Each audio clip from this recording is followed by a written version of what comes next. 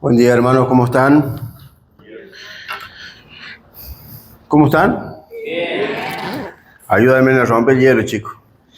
Esto me hace acordar cuando tenía que saltar del avión, cuando era soldado.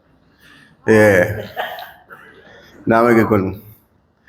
Pero era algo difícil, pero a la vez emocionante, ¿sí? Estar colgado ahí un par de segundos en el aire, de 600 metros, pero no hay comparación con esto. Cada vez que estoy aquí ante ustedes, ante Dios y de parte de Dios,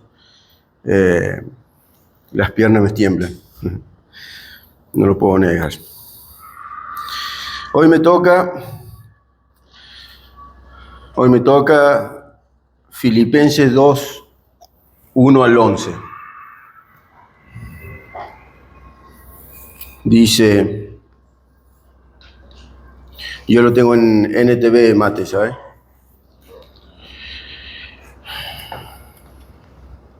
Dice, ¿hay algún estímulo en pertenecer a Cristo? ¿Existe algún consuelo en su amor? ¿Tenemos en conjunto alguna comunión en el Espíritu? ¿Tienen ustedes un corazón tierno y compasivo? Entonces, háganme verdaderamente feliz, poniéndose de acuerdo de todo corazón entre ustedes, amándose unos a otros y trabajando juntos, con un mismo pensamiento y un mismo propósito. No sean egoístas, no traten de impresionar a nadie, sean humildes, es decir, considerando a los demás como mejores que ustedes. No se ocupen solo de sus propios intereses, sino también procuren interesarse en los demás. Tengan la misma actitud que tuvo Cristo.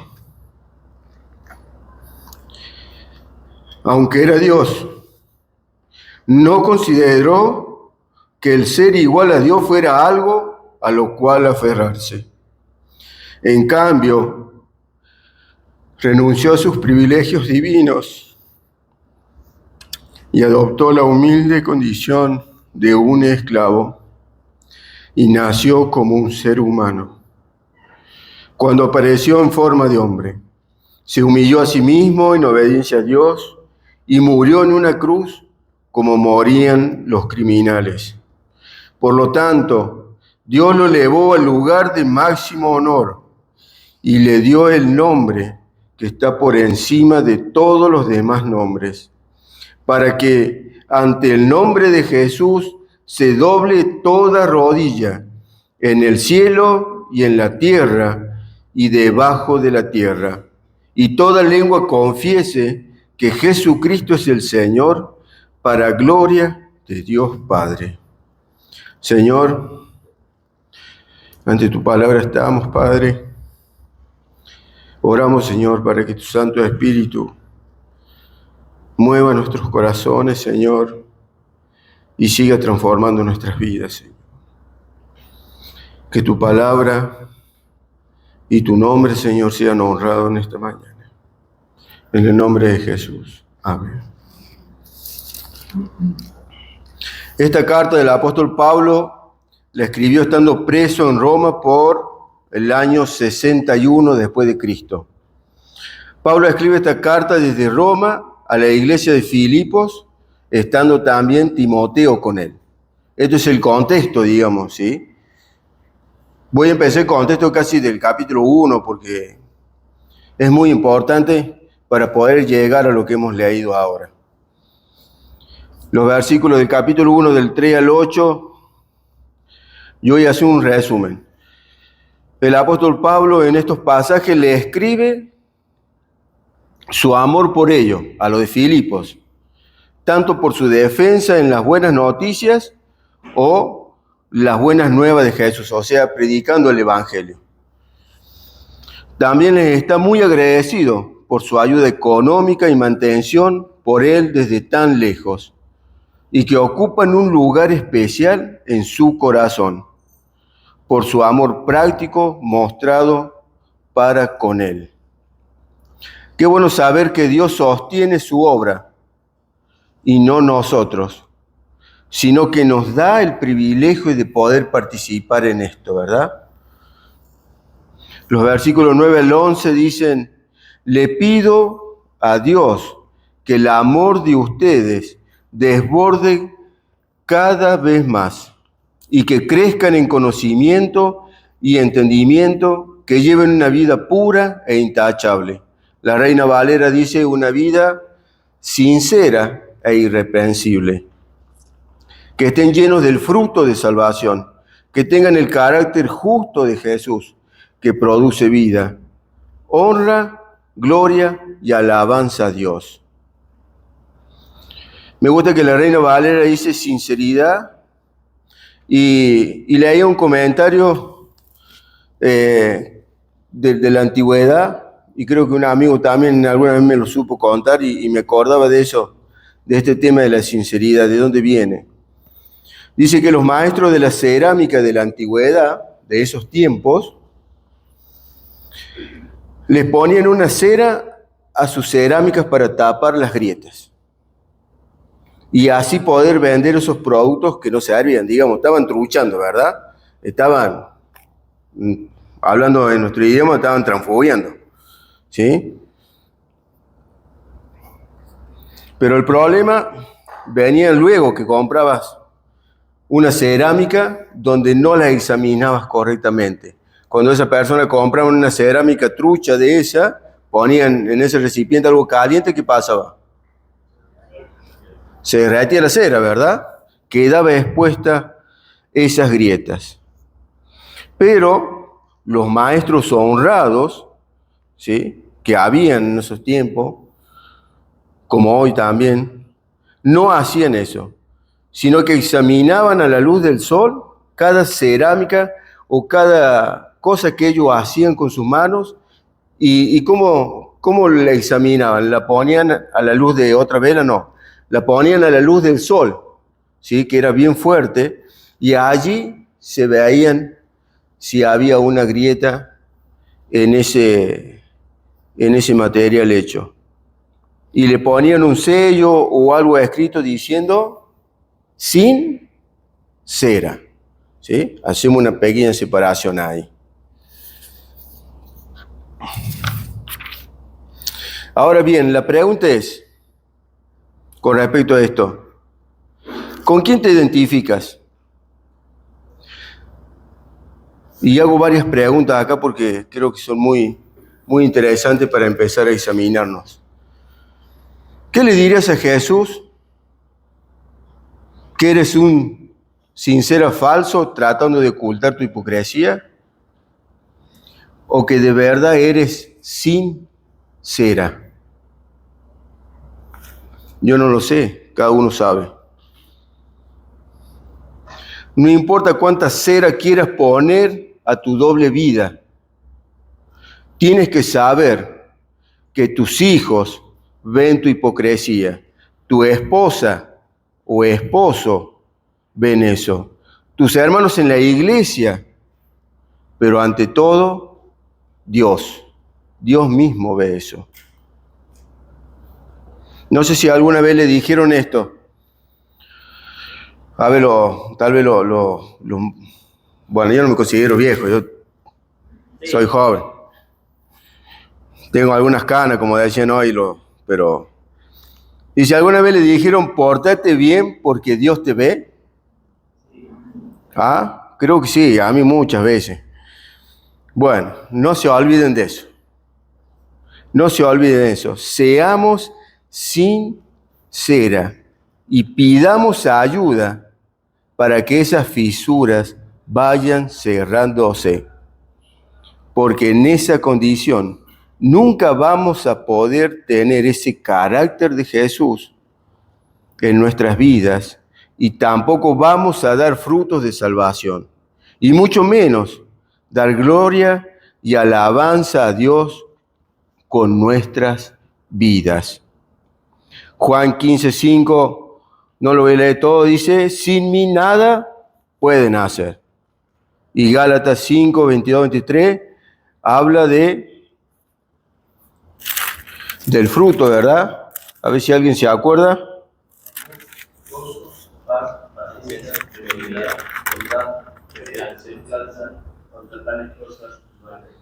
Gracias, Sergio. La Biblia. Gracias, Sergio.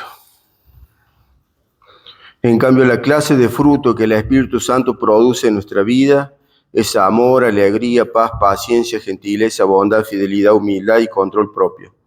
No existen leyes contra esas cosas. Este es el modelo de oración de un anciano, de un pastor, de un maestro, de un obispo, de un líder de iglesia. ¿Sí? Este debería ser el modelo de oración, como dice Pablo acá en el 1:9, dice, le pido a Dios que el amor de ustedes desborde cada vez más y que sigan creciendo en conocimiento y entendimiento. Esa debería ser la oración de los futuros líderes de una iglesia. Orando, pero también ayudando, guiando, participando en sus debilidades, siendo un verdadero discípulo de Cristo. Los versículos 12 al 19 dicen, Pablo les cuenta que a pesar de estar preso, ha sido para bien del Evangelio. Un hombre como Pablo seguro les iba a predicar. No se iban a salvar de él. Me acordaba de Sergio en estos días. ¿Sí? Sergio. Para mí, Sergio es un hermano de hace muchos años y un ejemplo para mí de predicar el Evangelio. Es un hombre que le va a predicar hasta las piedras, ¿verdad? El que lo conoce sabe que es así. Así debemos ser nosotros, teniendo este sentir de que en los momentos difíciles de nuestras vidas debemos aún predicar el Evangelio. Yo sé que a veces en los momentos difíciles lo único que queremos es que nadie nos moleste, queremos estar tirados en la cama, queremos cerrar nuestra puerta, apagar el teléfono, queremos estar aislados. ¿Sí? Diría mi viejo, más solo que gallo con peste. Allá, en un rincón. ¿Sí? El punto es que aún en esos momentos nosotros podemos ser usados si de verdad tenemos este sentir de Cristo. Porque es el título, ¿verdad? Tenemos ese sentir de Jesús. Entonces, a pesar de que parezca que todo está mal, debemos seguir adelante. Eso es lo que Cristo nos muestra.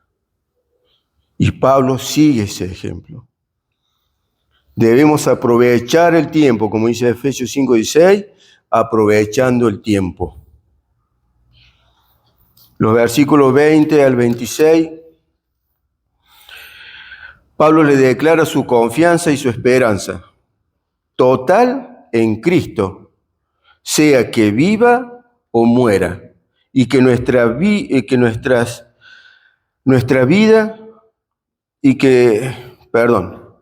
es mi letra y que mientras viva Él, seguirá trabajando por Jesús y para ayudar a sus hermanos también.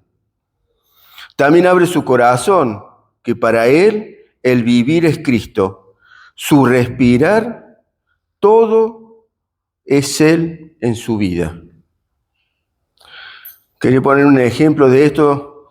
Dice, alguien que no cree en Jesús diría que este hombre es un fanático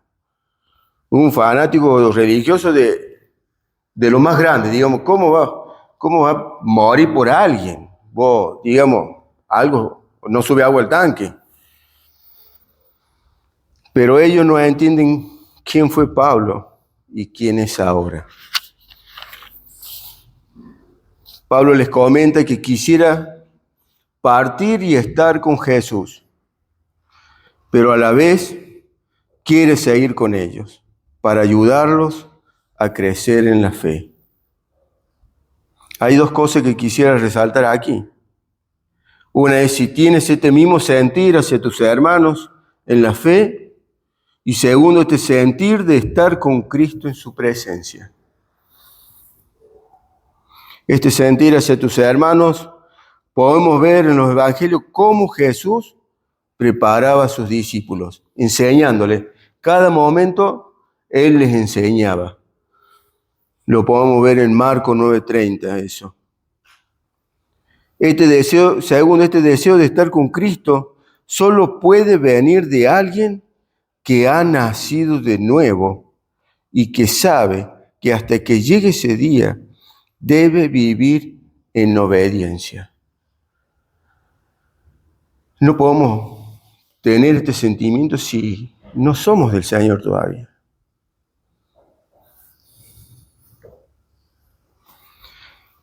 Hace tiempo que pensaba en esto, lo que dice el apóstol acá, de estar con Cristo.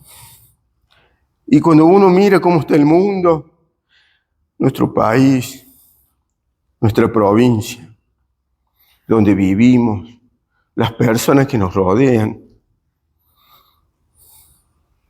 nuestro entorno, digo, Señor, ¿cuándo vas a volver? Pero a la vez pienso en mi familia, la familia de mi esposa, los vecinos, amigos, parientes, compañeros de trabajo, que sabemos que no son salvos aún, que no tienen a Cristo en sus vidas. Y que lo único que les espera literalmente es el infierno, lejos totalmente de la presencia de Dios. ¿Cuál es tu sentir ante estas cosas? Yo no lo sé. Cada uno sabe, pero deberíamos tener este sentir. Desear estar con Cristo, pero a la vez ayudar a nuestros hermanos y seguir predicando el Evangelio a los que aún no han creído en Él. Escuchaba una prédica de hace mucho que se llama Una pasión por los perdidos, de John MacArthur. Y comenta sobre un pastor llamado Horacio Bonar, que le decía a un joven predicador: ¿te encanta predicar? Sí, dijo el joven. Y le vuelve a preguntar a este hombre: ¿amas a quien predicas? ¿Amamos a quien tenemos enfrente cuando le hablamos de Cristo? ¿Amamos a quien aún todavía nos rechazan o rechazan a Cristo en verdad? Ese es el punto. Eso es lo que importa. ¿Amas a quien tienes enfrente?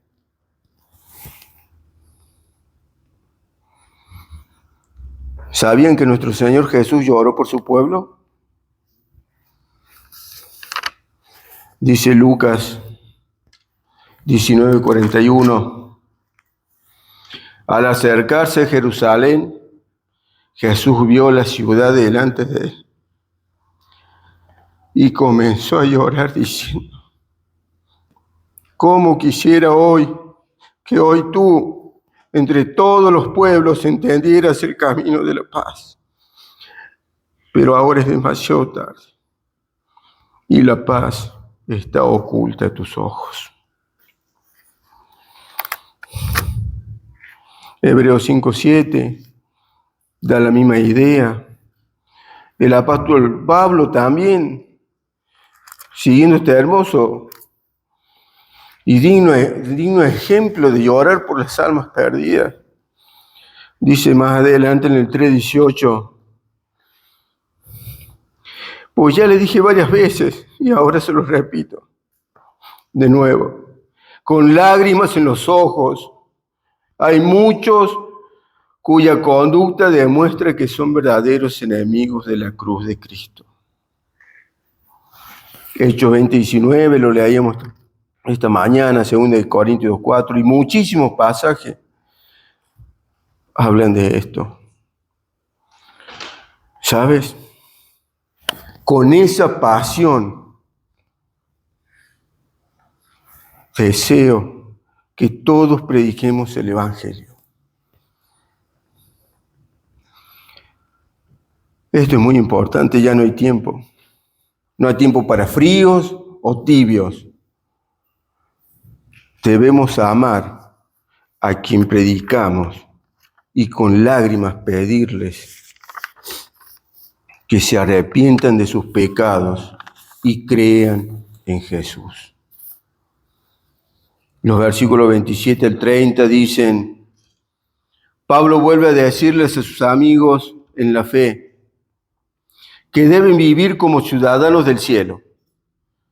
Sea que él salga de la cárcel o no, que vivan de esa manera. Que si reciben noticias de ellos, sea para saber que ellos están firmes, unidos en un mismo espíritu y propósito, luchando juntos por la fe. Pensaba en un simple ejemplo. ¿Quién han ido a un McDonald's acá? Todos, calculo que han podido ir.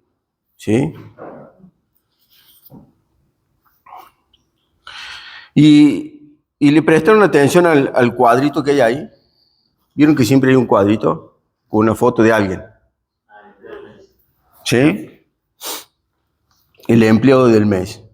Seguramente ese empleado del mes cumplió requisitos. Su personalidad, su liderazgo para manejar el lugar de trabajo, su puntualidad, su limpieza, su higiene, su compañerismo, etc. Y un montón de cosas que sus jefes ven. Entonces me surge otra pregunta. Como ciudadanos del cielo, ¿cuál es tu testimonio que puedan dar tus amigos, tus compañeros, tu jefe, tus hijos, tu esposa o esposo, tus hermanos de la iglesia, los líderes de la iglesia? ¿Cuál sería el testimonio que ellos darían? Te pondrían como, no hace falta, no hacemos eso acá, pero es solamente un ejemplo, como el mejor hermano del mes, el mejor esposo, el mejor padre, el mejor amigo, el mejor hijo, el mejor hijo de Dios. ¿Qué piensas que diría el Señor Jesús sobre ti? Si somos ciudadanos del cielo, entonces deberíamos ser ejemplo en todas partes. Dice el capítulo 2, 14 y 15. Hagan todo sin quejarse y sin discutir, para que nadie pueda criticarlos. Lleven una vida limpia e inocente como corresponde a hijos de Dios y brillen como luces radiantes en un mundo lleno de gente perversa y corrupta. Estaba leyendo un libro estos días y tal vez lo conocen todos. Sé que muchos son de leer mucho más que yo, seguramente. El libro se llama Evidencia que exige un veredicto, por Josh McDowell. ¿Lo conocen? Quería compartir algo que me llamó profundamente la atención. Es una carta enviada de parte de Plinio II, o Plinio el Menor. Era un gobernador de Bitinia en Asia Menor en el año 112 después de Cristo. Al emperador Trajano le escribe esto, pidiéndole consejo respecto de cómo tratar a los cristianos. Él en su carta explica que había estado matando a hombres, mujeres, niños, niñas. Eran tantos los que sufrían la muerte que él se preguntaba si debería continuar matando a todos los que se rebelasen como cristianos. En la misma carta contaba de la gente sometida a juicio, que afirmaban que su reunión era en un lugar fijo, que allí cantaban versos alternados, un himno a Cristo como a un Dios, y que se sometían a juramento solemne y no a hechos malvados de ninguna clase, sino más bien a nunca cometer fraude, robos, adulterio, a no falsear su palabra, ni a negar algo que se les hubiera confiado cuando fuesen llamados a dar cuenta por ellos.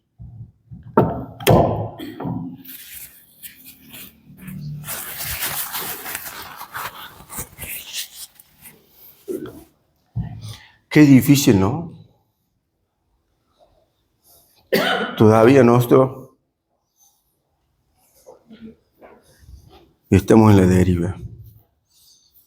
Esta carta tenía 60 años más tarde de la carta de Pablo a los Filipenses. Y aún así estos hermanos murieron por no negar a Jesús y ser ejemplos como ciudadanos del cielo. Te pregunto, hermano, ¿todavía eres ciudadano de este mundo? ¿Todavía tienes un pie en el mundo y el otro aquí? ¿Estás vivo para el mundo y muerto para Dios? ¿O estás muerto para el mundo y vivo para Dios? ¿Cómo está tu vida de santidad? ¿Amas a quien está a tu lado? ¿Eres ejemplo a tu hermano para que siga a Jesús? Porque ese es el mandamiento, ¿verdad? Hacer discípulos, no míos, sino de Cristo. Dice el apóstol Pablo en el capítulo 2, versículo 12 del mismo Filipenses, dice: queridos amigos, siempre siguieron mis instrucciones cuando estaba con ustedes. Y ahora que estoy lejos, es aún más importante que lo hagan. Esfuércense por demostrar los resultados de su salvación, obedeciendo a Dios con profunda reverencia y temor.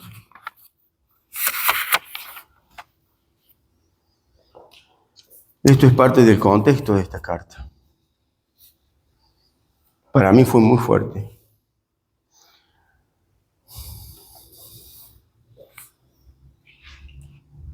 El capítulo 2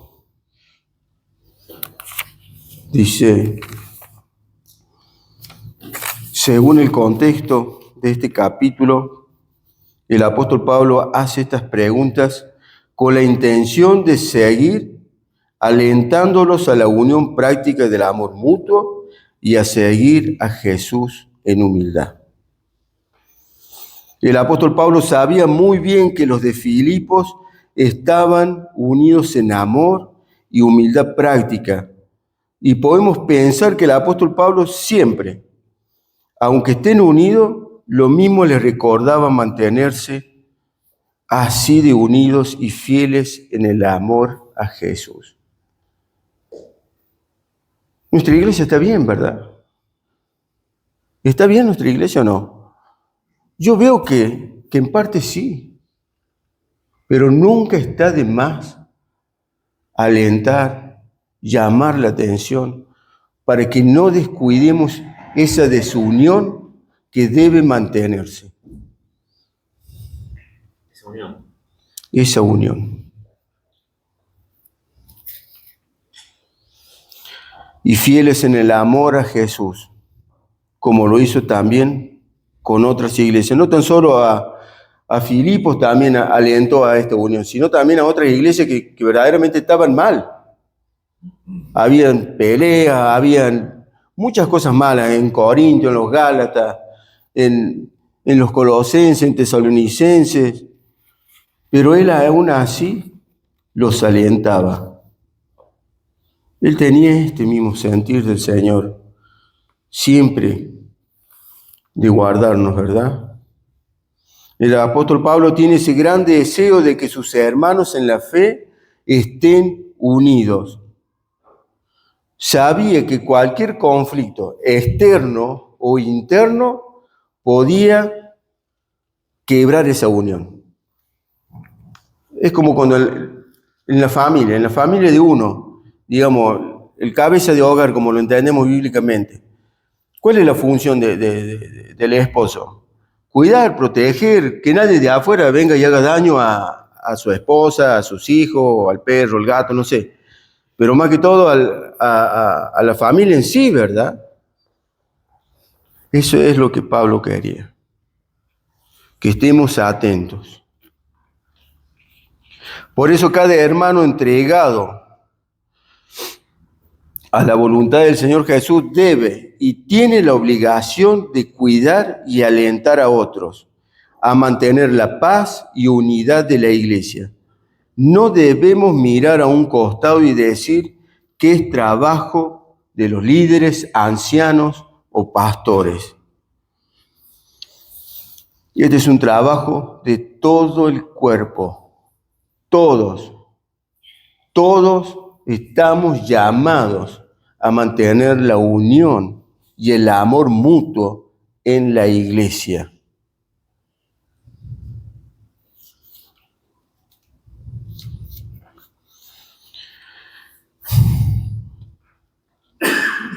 Porque si no que, no sé, pensaba en un ejemplo en esto.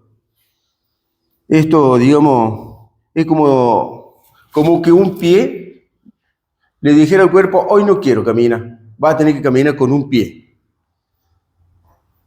Es imposible, ¿verdad?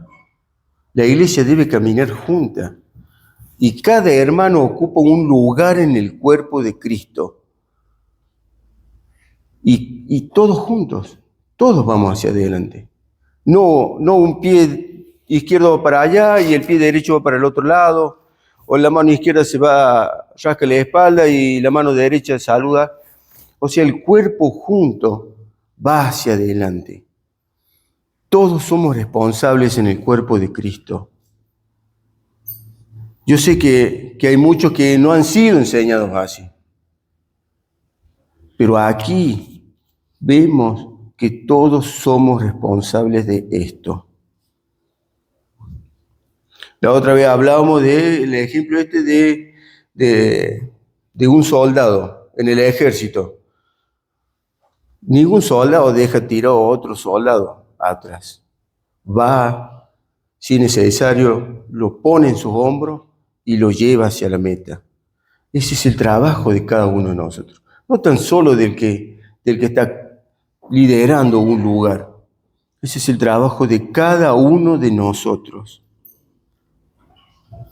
Si no vas a trabajar así en la iglesia y dices ser cristiano, déjame decirte esto bíblicamente.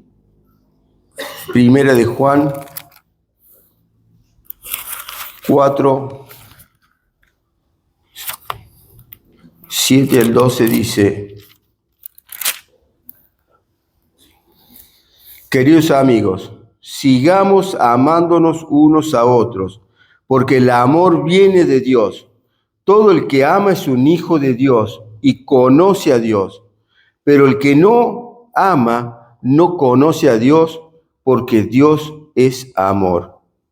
Dios mostró cuánto nos ama al enviar a su único Hijo al mundo, para que tengamos vida eterna por medio de él.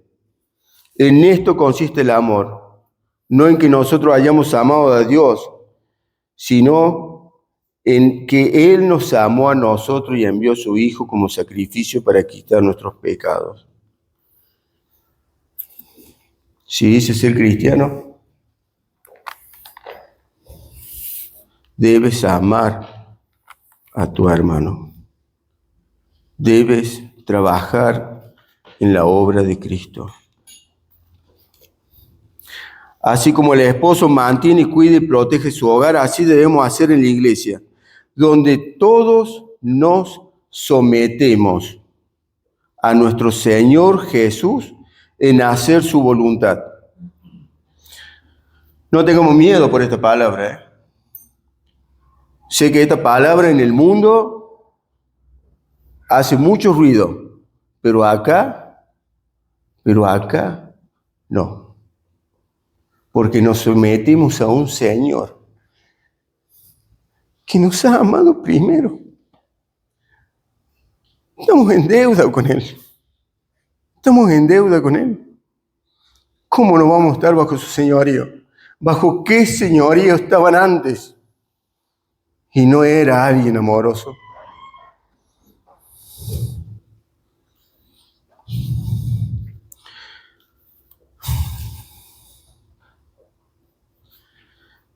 Esta palabra debería ser de gran gozo para nuestras vidas. Estar sometidos bajo el señorío de nuestro Salvador Jesús es hacerlo por su gran amor hacia nosotros, porque Él nos amó primero. Él se entregó aún cuando éramos pecadores. Romanos 5:8. Pregunto. Pablo hace estas preguntas acá, al comienzo del capítulo 2. Dice, ¿hay algún estímulo en pertenecer a Cristo? ¿Existe algún consuelo en su amor? ¿Tenemos en conjunto alguna comunión en el Espíritu?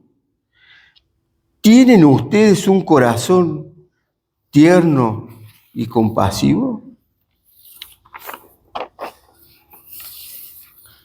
Pensaba en estas últimas dos preguntas que Pablo le hace a los filipenses. Ellos tenían todas estas cosas en común, a pesar de que ellos eran humildes en su condición material. A pesar de eso, ayudaron al apóstol Pablo, y eso era el motivo de esta carta. Una carta donde el amor y el gozo del apóstol Pablo está presente de principio a fin. Como ya hemos dicho anteriormente, ellos ocupaban un lugar especial en el corazón de Pablo. Pero mi pregunta surge de esta pregunta que él hace. ¿Tenemos en conjunto alguna comunión en el Espíritu nosotros? Pablo afirma que los hermanos de Filipos sí tenían esa comunión por sus obras conjuntas hechas para él. Ellos habían ofrendado, habían enviado distintas cosas para ayudarlo mientras él estaba preso, mientras él estuvo allí también lo ayudaron. Fue la única iglesia, digamos, que casi estuvo presente mientras él estuvo en la cárcel. Y qué interesante que es ver que una iglesia que no está unida por el Espíritu Santo jamás avanza.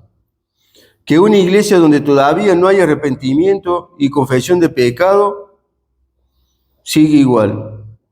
Que una iglesia que no tiene el mismo norte, para allá está el norte, ¿verdad? Sí. O sea, no es que vamos para Jujuy, sino hacia Cristo. Que una iglesia que se queja no es bendecida. Que una iglesia desunida, arrogante, orgullosa, egoísta, corre gran peligro de dividirse y desaparecer. Que una iglesia que no ora unánime cada domingo, que una iglesia donde el chisme es común, más que leer la Biblia, que una iglesia que no piensa en la expansión del reino de Dios, ¿Saben? El Espíritu de Dios no está ahí. El Espíritu de Dios no está en una iglesia así. No lo está. Una iglesia egoísta, yo no lo deseo. He aprendido en este poco tiempo que la iglesia que no está unida al mismo Espíritu de Cristo jamás podría glorificar a Dios, que es la meta principal y final de cada uno de nosotros, ¿verdad? Digamos, ¿estamos unidos para qué? Déjeme decir, esto no es un club social. Esto no es un club social. No lo debemos tomar como un club social. Acá venimos a adorar a Dios, a glorificar su nombre, a honrarlo, a estar en comunión verdadera con aquellos que han creído y se han arrepentido en Cristo. Esta no es una iglesia social. Esta es una iglesia que su fin es honrar y glorificar su nombre. Si tú no estás sometido al Espíritu de Dios, ¿cómo podrás pensar en el reino de Dios? Si fuiste salvo con este gran amor de Dios, ¿por qué sigues mirando y deseando este mundo? ¿Prefieres tu comodidad antes de sacrificarte por Cristo? Pienso que hay mucho mundo en la iglesia hoy en día. Mucha filosofía que pervierten nuestras mentes y a veces las tomamos como si fueran más que la palabra de Dios. A veces ponemos esos pensamientos que hemos ido acumulando durante años y pensamos que están por arriba de la palabra de Dios. Qué triste es pensar así. Les aconsejo que nos examinemos si estamos en el camino de Cristo. Porque si no lo están, pueden causar división en la iglesia y dañar a muchos. Y no importa quién sea, hermano. Todos tenemos ese potencial. Todos tenemos ese potencial de hacer daño. Versículo 3 dice, no sean egoístas, sean humildes. Leí algo sobre este tema para saber qué piensan los filósofos y psicólogos y todo lo que terminan con logos, ¿sí? Y que desparraman estos pensamientos que verdaderamente a veces son barbaridades y que muchas personas piensan equivocadamente. Anoto, solamente leo este pedacito porque ellos lo han dividido al egoísmo. No sé, egoísmo de esto, egoísmo de esto, egoísmo de esto, egoísmo de esto. Y tan solo lo han hecho para a veces alivianar la carga en alguna persona que se siente egoísta. Egoísmo neutro, por ejemplo, es lo que escribí. También llamado egoísmo consciente. Este tipo de egoísmo es el que antepone las propias necesidades fundamentales a las necesidades de complacer a los demás, pero lo hace de un modo más racional y moderado. A menudo, como parte de un método de autoayuda o de mejoramiento de la autoestima, el egoísmo neutro es fomentado por las doctrinas de ayúdate a ti primero que antes que el otro. Es imposible. Si vamos a esperar a estar bien para poder ayudar a un hermano, bueno, no sé dónde terminamos. Bueno, hoy no está mi hermana Patri, pero tomo una expresión que me ha quedado cuando ella ve algo que le llama mucho la atención y ella dice, ¡Wow! ¿Verdad? ¿O no ese? ¿Sí? Ella hace esta expresión. Bueno, yo no soy Patri, pero ella lo hace mucho mejor. Dice, esto sí que es egoísmo. Y los filósofos y psicólogos han desarmado y estudiado el egoísmo y le han dado distintos niveles de egoísmo para alivianar las cargas de muchas personas, como les decía recién. Después todo tu egoísmo no es tan malo, ¿verdad? Eso es lo que ellos quieren, dar a que todo el mundo entienda. Tu egoísmo, hermano, no es tan malo. Bueno, ellos no se tratan de hermanos. Pepito, tu egoísmo no es malo. Seguí así. Pensa vos primero para que después puedas ayudarle a tus amigos, a tu pariente, quien sea. Si yo tengo que esperar para ser millonario, entonces ese vecino, ese amigo, ¿sabe dónde va? Ya se va a morir. A veces la ayuda siempre la podemos dar de distintas formas. El egoísmo es orgullo y es pecado. Santiago 3:15. Santiago 3:15 dice,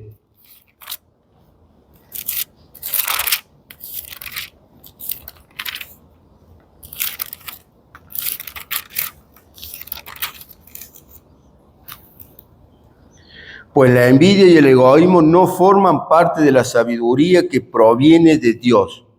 Dichas cosas son terrenales, puramente humanas y demoníacas.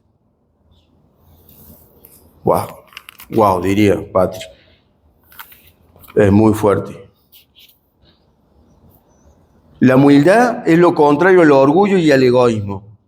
Y es un tema gigante para tratar en este momento. Pero la humildad nos lleva a no ver tan solo por nosotros y nuestros intereses. La humildad también nos lleva a poner a los demás como superiores y mejores que a uno mismo. Qué bueno es tener esta clase de humildad, ¿no? La humildad es una actitud del creyente que nace del corazón, como decía antes, de una persona salva. Nadie se hace humilde. No nos confundamos. No porque pongamos los ojos del gato con botas, muestra nuestra humildad.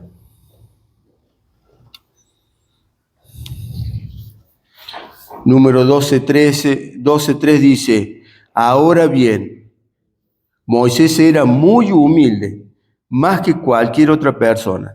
Salmo 138:6 dice, porque Jehová es excelso y atiende al humilde, mas al altivo mira de lejos. Y así podríamos estar mucho tiempo leyendo sobre lo que es la humildad, lo que Dios requiere de nosotros. Mi pregunta es, ¿eres humilde? ¿Eres humilde de corazón? ¿Has nacido de nuevo para poder ser humilde de esta forma? Yo no lo sé. Debemos examinarnos. Mateo 11:29 dice, llevad mi yugo sobre vosotros y aprended de mí, que soy manso y humilde de corazón, y hallaréis descanso para vuestras almas. Este es nuestro mejor ejemplo de humildad, es Cristo. A Él debemos mirar.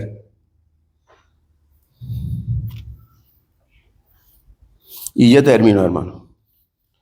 Sé que es largo. Hermano, estamos en tiempo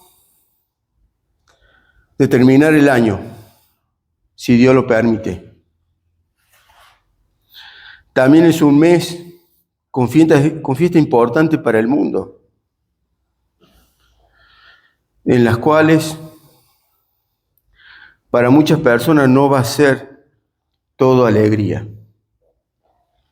Si somos verdaderamente conscientes, las fiestas no son buenas para todo el mundo. Navidad, Año Nuevo, no van a ser de gran alegría para muchos. Son tiempos difíciles también para hermanos en la iglesia, para algunos en lo económico, en lo laboral. Algunos recordarán a personas amadas que ya no están, que ya no van a estar esta Navidad y Año Nuevo.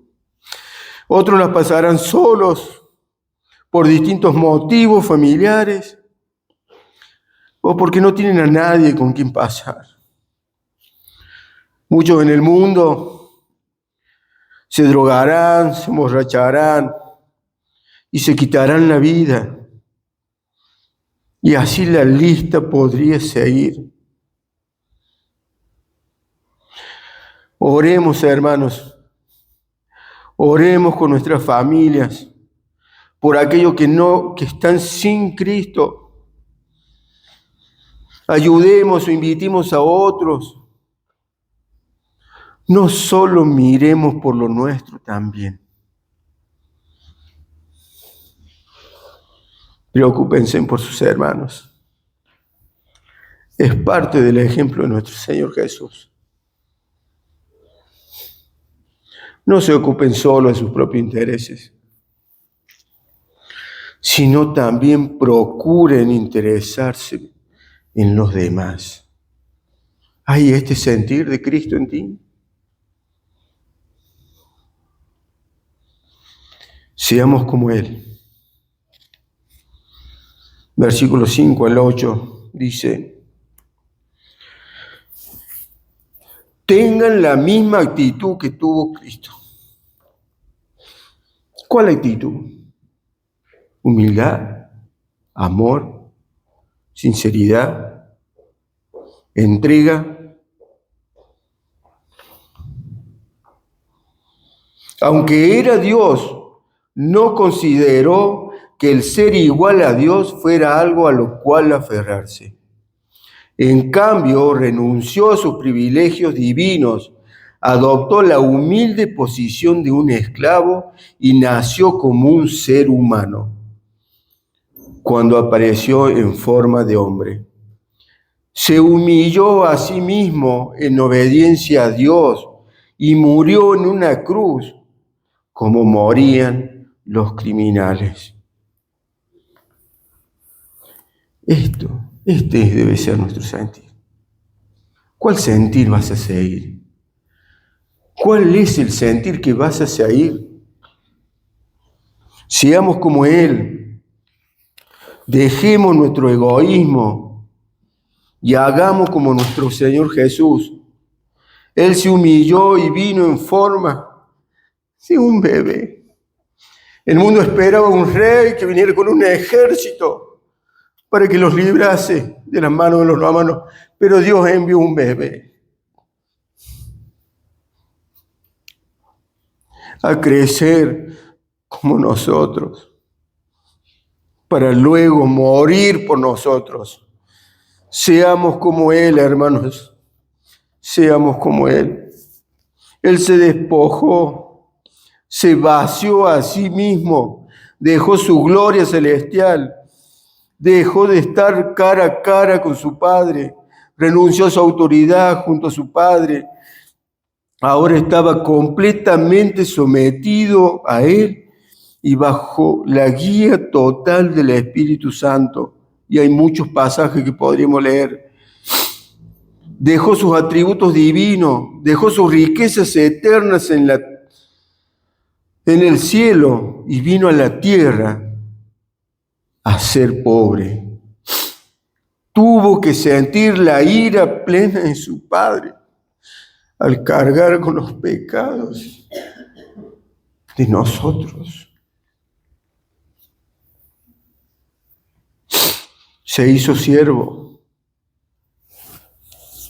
que humanamente lo más bajo. Nadie de nosotros queremos servir.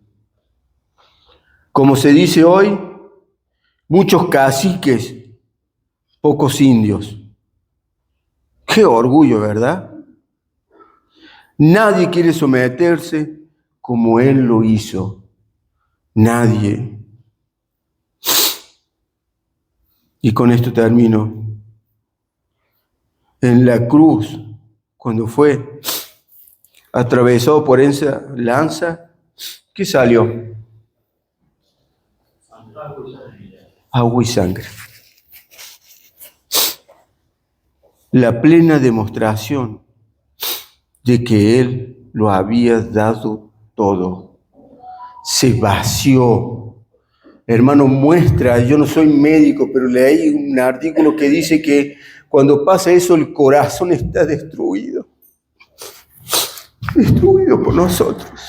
Destruido por cada uno de ustedes. Así estaba el corazón de Cristo. Lo dio todo. Nada se guardó. Nada, hermanos. ¿No deberíamos aprender a ser como Él? A veces siento que estoy tan lejos de Él.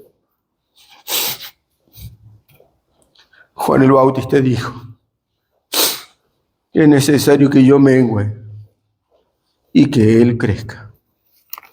Amén. Señor, oh Señor, ¿qué expresión podemos dar? A veces nuestro arrepentimiento es tan falso, Señor. Somos 100% egoístas. 100%, Señor, orgullosos.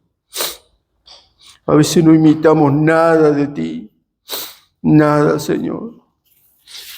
Y tú aún así moriste por nosotros en la cruz. Viniste a morir por pecadores como nosotros. Ayúdanos, Señor. En el nombre de Jesús oramos. Amén.